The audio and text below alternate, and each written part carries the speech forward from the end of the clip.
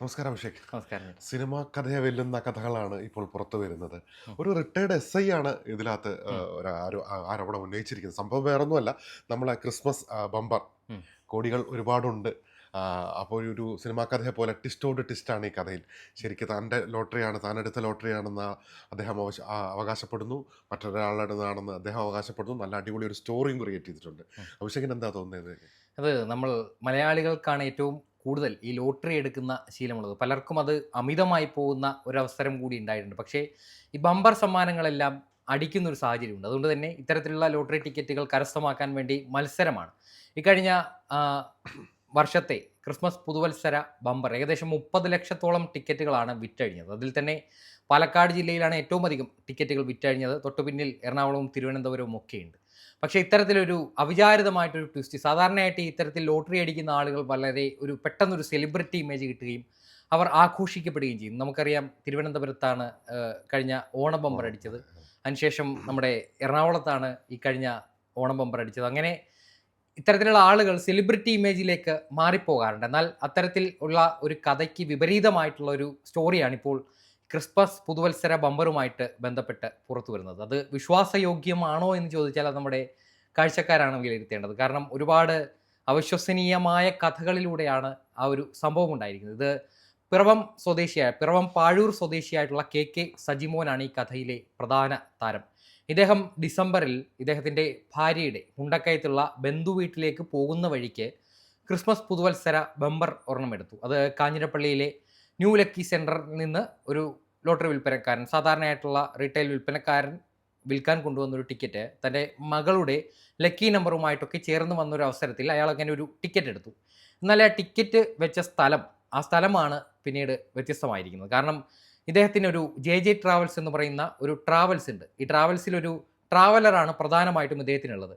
ഇത് കഴിഞ്ഞ വർഷം ഡിസംബർ മാസം നമ്മുടെ എറണാകുളം സൗത്ത് റെയിൽവേ സ്റ്റേഷനിൽ നിന്ന് വന്ന അയ്യപ്പ ഭക്തർ, ആന്ധ്രാപ്രദേശിലെ വിശാഖപട്ടണത്ത് നിന്ന് വന്ന അയ്യപ്പ ഭക്തർ ഈ വണ്ടി ഓട്ടം വിളിച്ചു. ഈ വണ്ടി ശബരിമലയിലേക്ക് പോയി തിരികെ വന്ന് ഇവരെ തിരിച്ച് റെയിൽവേ സ്റ്റേഷനിലാക്കുന്ന വേളയിൽ ഇവരൊരു നെയ്പാത്രം, ശബരിമലയിലെ അഭിഷേകം നടത്തിയ നെയ്പാത്രം ഇയാളുടെ ഈ ട്രാവലറിൽ മറന്നു വെച്ചു. ഈ ട്രാവലറിലെ ഈ നെയ്പാത്രം ശബരിമലയിൽ ആടിയ നെയ്യാണ്. ആ നെയ്യ് തനിക്കൊരു ഭാഗ്യലബ്ധി കൊണ്ടുവരുമെന്ന വിശ്വാസത്തിൽ ഇദ്ദേഹം തൻ്റെ കൈവശമുള്ള ലോട്ടറി ടിക്കറ്റ് ഈ ഒരു നെയ്പാത്രത്തിൽ മറന്നു വെച്ചു. ഇതാണ് ഇദ്ദേഹം പറയുന്ന കഥ. പിന്നീടാണ് ഈ കാര്യങ്ങളൊക്കെ കൈവിട്ടു പോകുന്നത്. ഏകദേശം 2025 ഡിസംബർ 24-ന് ഈ ലോട്ടറി ടിക്കറ്റ് നറുക്കെടുത്തു. ഈ നറുക്കെടുക്കുന്ന സമയത്ത് ഇദ്ദേഹം പുറത്താണ്. സാധാരണയായിട്ട് സ്ഥിരമായിട്ട് ലോട്ടറി എടുക്കുന്ന ഒരു മനുഷ്യനാണ്. സാധാരണ പത്രത്തിൽ ആണ് നറുക്കെടുപ്പ് ഫലം വരുന്നത്. പക്ഷെ അതിനു മുൻപേ ഇതിലുമായി ബന്ധപ്പെട്ട സൈറ്റുകളിൽ നോക്കി ഫലപ്രഖ്യാപനം ഒത്തുനോക്കുന്ന ഒരു പതിവ് ഇദ്ദേഹത്തിനുണ്ട്. അങ്ങനെ ഈ പറയപ്പെടുന്ന 2025 ഡിസംബർ 24 ഈ ലോട്ടറി ഫലം വന്നതിന് ശേഷം ഇദ്ദേഹം ഈ ടിക്കറ്റ് നമ്പർ ഒത്തുനോക്കിയപ്പോൾ താൻ എടുത്തിരിക്കുന്ന ടിക്കറ്റിനാണ് ഈ സമ്മാനം അടിച്ചത്. പക്ഷെ അതിനുശേഷമുള്ള കഥകളും സിനിമാ കഥകളെ വെല്ലുന്ന ട്വിസ്റ്റാണ്. ഇദ്ദേഹം ഈ ലോട്ടറി ടിക്കറ്റിൻ്റെ നറുക്കെടുപ്പ് ഫലം വരുന്ന അവസരത്തിൽ ഇദ്ദേഹം പുറത്തായിരുന്നു. ഈ കുടിവെള്ള പൈപ്പ് ലൈനുമായി ബന്ധപ്പെട്ടൊരു ജോലിയാണ് ഇദ്ദേഹം ചെയ്തു വന്നിരുന്നതെന്നാണ് ആ സമയത്ത് പറയപ്പെടുന്നത്. റിട്ടയർഡ് ASI ആണ്. അപ്പോൾ ഈ ഒരു അവസരത്തിൽ ഇദ്ദേഹത്തിന് അവിചാരിതമായിട്ടൊരു അപകടം സംഭവിക്കുന്നു. ഈ അപകടത്തെ തുടർന്ന് ഇദ്ദേഹത്തിൻ്റെ ബോധം നഷ്ടപ്പെടുന്നു. അങ്ങനെ ആ സ്വബോധം തിരികെ വന്നത് ഏതാനും ദിവസങ്ങൾക്കപ്പുറമാണ്. അപ്പോഴേക്കും താൻ ഈ ലോട്ടറി വെച്ച സ്ഥലം എവിടെയാണെന്നുള്ള കാര്യം ഇദ്ദേഹം മറന്നുപോയിരുന്നു. ഇത് വീട്ടിൽ വന്നതിന് ശേഷം ഭാര്യയോട് പറയുന്നുണ്ട്, ഇത്തരത്തിൽ നമുക്കാണ് ലോട്ടറി അടിച്ചത്, വെച്ച സ്ഥലം ഞാൻ മറന്നുപോയി, അത് നമുക്ക് എങ്ങനെയെങ്കിലും കണ്ടെത്തണം എന്നൊരു ആവശ്യം ഇദ്ദേഹത്തിൻ്റെ വാദമാണ്. ഇദ്ദേഹം ഭാര്യയോട് പറയുന്നുണ്ട്. അതിൻ്റെ അടിസ്ഥാനത്തിൽ ഈ കുടുംബം വീട്ടിൽ ഒന്നടങ്കം തിരച്ചിൽ നടക്കുന്നു. എന്നാൽ ഈ തിരച്ചിലൊക്കെ വിഫലമായി. ആ ലോട്ടറി ടിക്കറ്റ് മാത്രം കണ്ടെത്താൻ സാധിക്കില്ല. അതിനിടെ തന്നെ ഈ ആന്ധ്രാപ്രദേശിലേക്ക് മടങ്ങിയ അയ്യപ്പ ഭക്തർ തങ്ങൾ മറന്നുവെച്ച നെയ്പാത്രത്തിന് വേണ്ടി ഇദ്ദേഹത്തെ വിളിക്കുന്നു.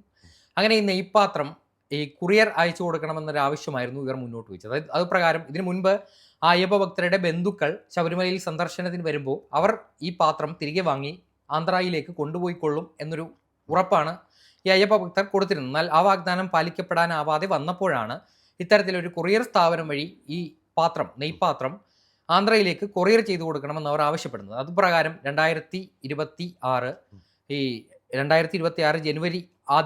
ജനുവരി എനിക്ക് തോന്നുന്നു ഡിസംബർ 30 2025 ഡിസംബർ 30 ഇതുമായി ബന്ധപ്പെട്ട ഈ പാത്രവുമായി ഇദ്ദേഹം നേരെ പിറവത്തുള്ള DTDC കൊറിയർ സെൻറ്ററിലേക്ക് ചെല്ലുന്നത്.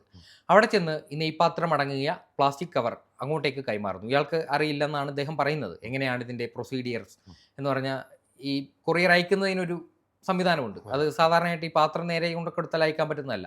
അങ്ങനെ അത് പാക്ക് ചെയ്ത് അയക്കുന്നതിന് വേണ്ടി അവരെ ചുമതലപ്പെടുത്തി ഇദ്ദേഹം വീട്ടിലേക്ക് തിരികെ വരുന്നു. അതിനുശേഷമാണ് താൻ ഈ ടിക്കറ്റ് എവിടെയാണ് വെച്ചതെന്നുള്ളൊരു ബോധം ഇദ്ദേഹത്തിന് തിരികെ ലഭിക്കുന്നത്. അങ്ങനെ ഇദ്ദേഹം നേരെ ഈ പിറവത്തുള്ള കൊറിയർ സ്ഥാപനത്തിലേക്ക് എത്തുന്നു. 2026 ജനുവരി 2-ാം തീയതി. ഒരു ദിവസം കഴിഞ്ഞു. 2026 ജനുവരി 2-ാം തീയതി കൊറിയർ സ്ഥാപനത്തിലേക്ക് എത്തിയ കെ സജിമോൻ അറിയുന്നത് ഈ സാധനം അപ്പോഴേക്കും കൊറിയർ ചെയ്ത് കഴിഞ്ഞു. പക്ഷേ ഇത് 2 ദിവസം ഹോൾഡ് ചെയ്തതിന് ശേഷമേ യഥാർത്ഥ ഇത് പോകേണ്ട ഡെസ്റ്റിനേഷനിലേക്ക് അയക്കുകയുള്ളൂ. ഇത് തിരികെ ലഭിക്കാൻ ക്യാൻസൽ റിക്വസ്റ്റ് കൊടുത്താൽ അത് തിരികെ ലഭിക്കും. പക്ഷേ ജനുവരി 2-ാം തീയതി പോയി ജനുവരി 4-ാം തീയതി പോകുമ്പോഴും ഇത് ഉടനെ തിരിച്ചു വരും എന്നാണ് ഇവർ പറയുന്നത്. ഇതിനിടെ ഇദ്ദേഹം ഈ ആന്ധ്രാപ്രദേശ് സ്വദേശിയെ വിളിക്കുകയുണ്ടായി. ഇദ്ദേഹം പറയുന്നു ഇദ്ദേഹത്തിന് ആ പാത്രം തലേ ദിവസം തന്നെ ലഭിച്ചിരിക്കുന്നു. അപ്പോഴാണ് ഇദ്ദേഹത്തിന് മനസ്സിലായത് ഈ ലോട്ടറി ടിക്കറ്റ് അടങ്ങിയ ഈ കവറ് ഇവർ അയച്ചിട്ടില്ല, ഈ പാത്രം മാത്രമാണ് അയച്ചിരിക്കുന്നത്. അങ്ങനെ ഇദ്ദേഹം ഈ കൊറിയർ സ്ഥാപനത്തിലേക്ക് പോകുന്നു. അവിടെ അന്വേഷിക്കുമ്പോൾ ഇവർ നിസ്സഹായരാണ്, കൈമലർത്തുന്നു. തങ്ങൾക്കറിയില്ല എങ്ങനെയാണ് ഇതിനകത്ത് ഇങ്ങനെ ഒരു സാധനം ഉണ്ടായിരുന്നു എന്ന് പോലും അറിയില്ല. ഇദ്ദേഹം നേരെ പിറവം പോലീസ് സ്റ്റേഷനിലേക്ക് പോകുന്നു. ഒരു മുൻ പോലീസ് ഉദ്യോഗസ്ഥനാണ്. അങ്ങനെ പിറവം പോലീസ് സ്റ്റേഷനിൽ നിന്ന് പോലീസ് ഉദ്യോഗസ്ഥരെത്തി ഇവിടെ നിന്നുള്ള CCTV പരിശോധിക്കുമ്പോൾ ഏകദേശം ആ പാത്രവും ആ കിറ്റും ഇരിക്കുന്ന കുറച്ച് ഭാഗം മാത്രമേ ഉള്ളൂ, ബാക്കിയുള്ള ഭാഗം ഇല്ല. അങ്ങനെ വീണ്ടും ഈ കൊറിയർ ഈ സാധനം നഷ്ടപ്പെട്ടു എന്ന് ഉറപ്പിച്ച് ഇദ്ദേഹം അതിൻ്റെ പിന്നാലെ വീണ്ടും പോകുന്നു. ലോട്ടറി സെക്രട്ടേറിയറ്റിൽ ഈ വിവരം അറിയിക്കുന്നു. അതിനുശേഷം Piravom JFM judicial first class magistrate കോടതിയിൽ ഇതുമായി ബന്ധപ്പെട്ടൊരു ഹർജി കൊടുക്കുന്നു. തൻ്റെ കൈവശം ഉണ്ടായിരുന്ന ടിക്കറ്റ് അവിചാരിതമായി നഷ്ടപ്പെട്ടു.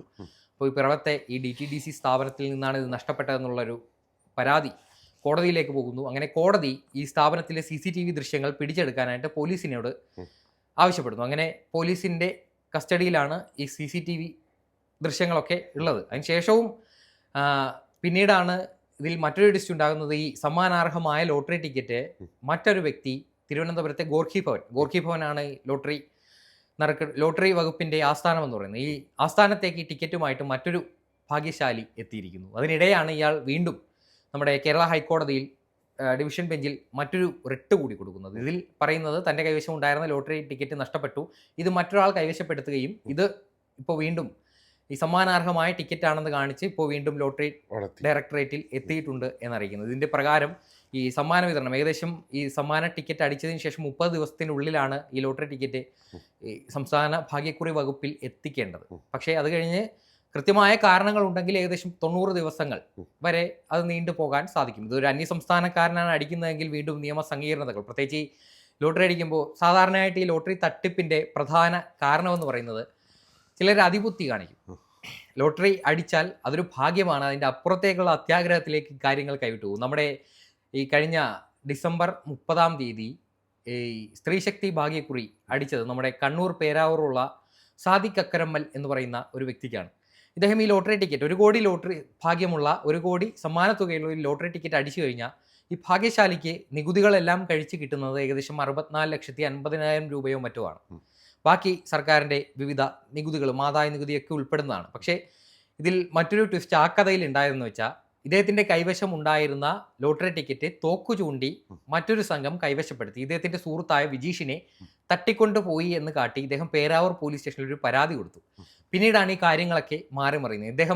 ഇദ്ദേഹത്തിൻ്റെ കയ്യിലുള്ള ലോട്ടറി ടിക്കറ്റ് മറ്റൊരു സംഘം ഏകദേശം 64,50,000 രൂപ നികുതി കഴിച്ച് കിട്ടാൻ സാധ്യതയുണ്ടായിരുന്ന ഈ ടിക്കറ്റ് 68 ലക്ഷം രൂപ നേരിട്ട് ഈ ഭാഗ്യശാലിക്ക് ലഭിക്കും. ഇത് കൊണ്ടുപോകുന്ന ഏത് മാഫിയാണ് അവർക്ക് ഒരുപക്ഷെ കള്ളപ്പണം വെളുപ്പിക്കുന്നതിൻ്റെ ഭാഗമായിട്ടായിരിക്കാം 4 ലക്ഷം രൂപ ഇതിന് ഇടനില നിന്ന ആൾക്കും. അങ്ങനെ ഇത്തരത്തിലൊരു തുക വാഗ്ദാനം ചെയ്തതിന് ശേഷം ഇയാളുടെ സുഹൃത്തുക്കൾ തന്നെയാണ് ഈ ടിക്കറ്റ് കൈവശപ്പെടുത്തിയത്. പിന്നീട് ഇതിലെ പ്രധാന പ്രതിയായിട്ടുള്ള ഷുഹൈബ് അറസ്റ്റിലാകുന്നു, ഇദ്ദേഹം ജയിലിലാകുന്നു. പിന്നീട് ഈ 2 കൂട്ടരും തട്ടിപ്പ് നടത്തിയ സംഘവും ഈ ലോട്ടറി ടിക്കറ്റ് അടിച്ച സംഘവും തമ്മിലൊരു ഒത്തുതീർപ്പിലെത്തി. ഇത് കോടതിയിലേക്ക് ഒരു ഹർജി പോകുന്നു. ഇങ്ങനെ ഒരു സത്യവാങ്മൂലം ഇത് 2 കൂട്ടരും ഒപ്പിട്ട ഇങ്ങനൊരു സംഭവം നടന്നിട്ടില്ല, തെറ്റിദ്ധാരണകൾ മൂലം ഉണ്ടായ പ്രശ്നങ്ങളാണ്, പോലീസ് ഇടപെട്ടാണ് ഈ കാര്യങ്ങൾ കൂടുതൽ സങ്കീർണതമാക്കിയത് എന്നൊരു മറുവാദം. അപ്പോൾ പോലീസാണ് പ്രതിയായത്. അങ്ങനെ ഒരു അവസ്ഥ കഴിഞ്ഞ ഡിസംബർ 30-ന് സംഭവിച്ച കാര്യമാണ്. അതിൽ ഇപ്പോഴത്തെ അവസ്ഥ എന്താണെന്ന് അറിയില്ല. എന്തായാലും ഒരുപാട് നൂലാമാലകൾ മറികടന്നേ ഒരു പക്ഷേ ഈ ഒരു സമ്മാനത്തുക ഇനി ആ സമ്മാനാർഹന്റെ കയ്യിൽ എത്തുകയുള്ളൂ. അത്തരത്തിലൊരു കഥയാണ് ഇവിടെയും സംഭവിച്ചിരിക്കുന്നത്. ഇത് ഈ 25 കോടി ലോട്ടറി അടിച്ചാൽ പോലും അതിൽ ആദായ നികുതി എല്ലാം കഴിച്ച് സമ്മാനാർഹന് കിട്ടുന്നത് ഓണം മെമ്പറിന്റെ കാര്യമാണ് ഞാൻ പറഞ്ഞത്.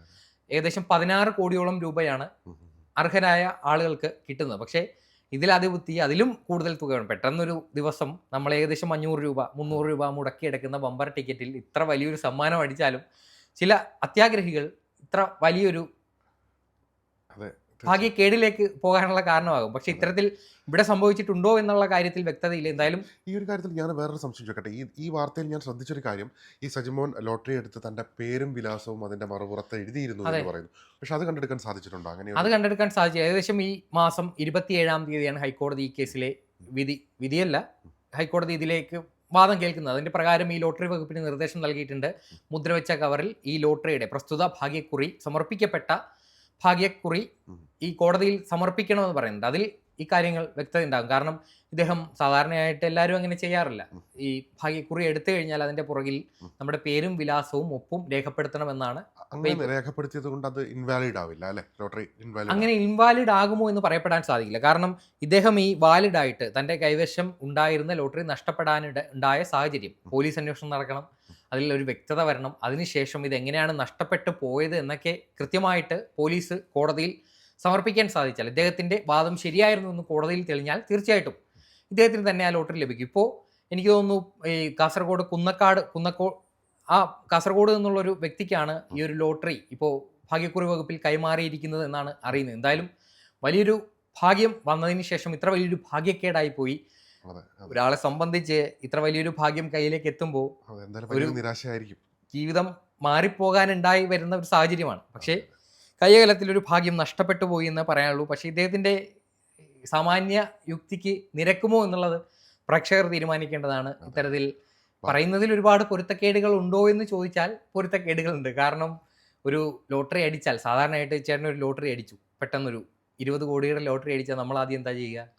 നമ്മൾ ആദ്യം അത് സുരക്ഷിതമാക്കാൻ ശ്രമിക്കും. നേരെ ഒന്നെങ്കിൽ നമ്മൾ അടുത്തുള്ള ബാങ്കിൽ ഏൽപ്പിക്കും, അല്ലെങ്കിൽ നേരെ അത് ഭാഗ്യക്കുറി വകുപ്പിൽ എത്തിക്കാനുള്ള കാര്യങ്ങൾ നോക്കും. പക്ഷേ ഇത്തരത്തിൽ ഏതാനും ദിവസങ്ങളുടെ ഗ്യാപ്പ് ഇക്കാര്യത്തിൽ പറഞ്ഞു കേൾക്കുന്നുണ്ട്. എത്ര വലിയ നമ്മൾ ഒരു കോടീശ്വരനാണ് ഇത് അടിച്ചിരുന്നതെങ്കിൽ ഒരു പക്ഷേ അതിന് അത്രയ്ക്കുള്ള ഗൗരവമേ കൊടുക്കുകയുള്ളൂ. പക്ഷേ ഇത്തരത്തിലൊരു സാധാരണക്കാരൻ, ഒരു റിട്ടയർഡ് ASIക്ക് ഇത്തരത്തിലൊരു സമ്മാനം അടിക്കുമ്പോൾ അത് എത്രയും വേഗം കണ്ടെത്തി ലോട്ടറി വകുപ്പിൽ അല്ലെങ്കിൽ ബാങ്കിൽ ഏൽപ്പിക്കാനുള്ള ഒരു തീരുമാനത്തിലേക്ക് പോവുകയുള്ളൂ. അല്ലാതെ ഇത്ര ദിവസം വെച്ചുകൊണ്ടിരുന്ന കാര്യങ്ങൾ കൈവിട്ടു പോകുന്ന രീതിയിലേക്ക് എത്തിക്കുമോ എന്നുള്ള കാര്യങ്ങളൊക്കെ സംശയാസ്പദമാണ്. അത് തീർച്ചയായിട്ടും നമ്മൾ അദ്ദേഹത്തിന്റെ ഭാഗമല്ല, ഒരുപക്ഷെ പ്രായമുള്ളൊരു മനുഷ്യനാണ്, വയോധികനായിട്ടുള്ളൊരു മനുഷ്യനാണ്. അദ്ദേഹത്തിന്റെ ഓർമ്മക്കുറവോ ഓർമ്മപ്പിശകോ മൂലം സംഭവിക്കുന്ന, ഓർമ്മക്കുറവ് ആർക്കും ഉണ്ടാവാം. പക്ഷെ വീട്ടിൽ വെച്ച സ്ഥലം മറന്നുപോയി ഇത്തരത്തിലൊരു കഥ പറയുമ്പോൾ ആരും വിശ്വാസത്തിലെടുക്കില്ല. എന്തായാലും കോടതിയുടെ തീരുമാനത്തിലുള്ള കാര്യമാണ്. അത് 27-ാം തീയതിയാണ്. ജസ്റ്റിസ് ബച്ചു കുര്യൻ തോമസ് ആണ് ഈ ഹൈക്കോടതി ബെഞ്ചാണ് ഈ ഒരു കേസിൽ വാദം കേൾക്കുന്നത്. എന്തായാലും 27-ാം തീയതി മുദ്രവെച്ച കവറിൽ ഭാഗ്യക്കുറി വകുപ്പിൽ നിന്ന് സമ്മാനാർഹമായ ലോട്ടറി എത്തുന്നുണ്ട്. അതിൽ ഇദ്ദേഹത്തിന്റെ പേരുണ്ടോ അല്ലെങ്കിൽ ഒപ്പുണ്ടോ അല്ലെങ്കിൽ ഈ നഷ്ടപ്പെട്ട DTDC കുറിയർ സ്ഥാപനത്തിൽ നിന്നുള്ള CCTV ദൃശ്യങ്ങളൊക്കെ പരിശോധിച്ചതിന് ശേഷം കൃത്യമായിട്ടൊരു തീരുമാനമെടുക്കും. ഇത്തരത്തിലുള്ള ധാരാളം തട്ടിപ്പുകൾ നടക്കുന്നുണ്ട്. അതിൻ്റെ അടിസ്ഥാനത്തിലാണ് ഇത്ര വലിയൊരു സ്ക്രൂട്ടണി ലോട്ടറി ഡയറക്ടറേറ്റും നടത്തുന്നത്. അല്ലാതെ പെട്ടെന്ന് 20 കോടി അടിച്ചു എന്ന് പറഞ്ഞ ഒരാൾ വരുമ്പോൾ പെട്ടെന്ന് എടുത്തു കൊടുക്കാൻ പറ്റില്ലല്ലോ. എന്തുവന്നാലും സർക്കാരിനും അതൊരു ലോട്ടറിയാണ്. കാരണം അത് ഇങ്ങനെ ഒരു നിയമക്കുരുക്കിലായിപ്പോയി കഴിഞ്ഞാൽ സർക്കാരിനും അത് ലോട്ടറിയാണ്. കാരണം ദിവസേന ഭാഗ്യക്കുറികൾ പുറത്തിറങ്ങുന്നുണ്ട്. പക്ഷേ എത്ര എണ്ണം അടിക്കുന്നുണ്ടെന്ന് ചോദിച്ചാൽ സംശയമാണ്. പണ്ട് എല്ലാ പത്രങ്ങളിലെയും 2-ാം പേജിലോ 3-ാം പേജിലോ ഇത്തരത്തിൽ ഇന്ന പോലെ 1-ാം സമ്മാനം ഇന്ന സ്വദേശിക്ക് എന്ന് പറയുന്നൊരു വാർത്ത വരുമായിരുന്നു. പക്ഷേ ഇപ്പോൾ ലോട്ടറികളുടെ എണ്ണം കൂടിയപ്പോൾ ഇത്തരത്തിലുള്ള വാർത്തകൾ കാണാനില്ല. ഒരുപക്ഷെ ഒരു സ്വകാര്യതയ്ക്ക് വേണ്ടി ഇത്തരത്തിൽ സമ്മാനം അടിക്കുന്ന ആളുകൾ മറച്ചു വയ്ക്കുന്നതായിരിക്കും. പക്ഷേ അത്രത്തോളം സമ്മാനം നമ്മുടെ ഭാഗ്യക്കുറി വകുപ്പ് ഇപ്പോൾ പ്രൊവൈഡ് ചെയ്യുന്നുണ്ടോ എന്ന് ചോദിച്ചാൽ സംശയമാണ്. ബമ്പറുകൾ അടിക്കുന്നുണ്ട്, കൃത്യമായിട്ട് എവിടേക്കോ അടിക്കുന്നുണ്ട്. ചെറിയ ലോട്ടറികൾ അടിക്കുന്നുണ്ടോ എന്ന് ചോദിച്ചാൽ അറിയില്ല. അതെന്തായാലും കോടതി തീരുമാനിക്കട്ടെ. ശരി.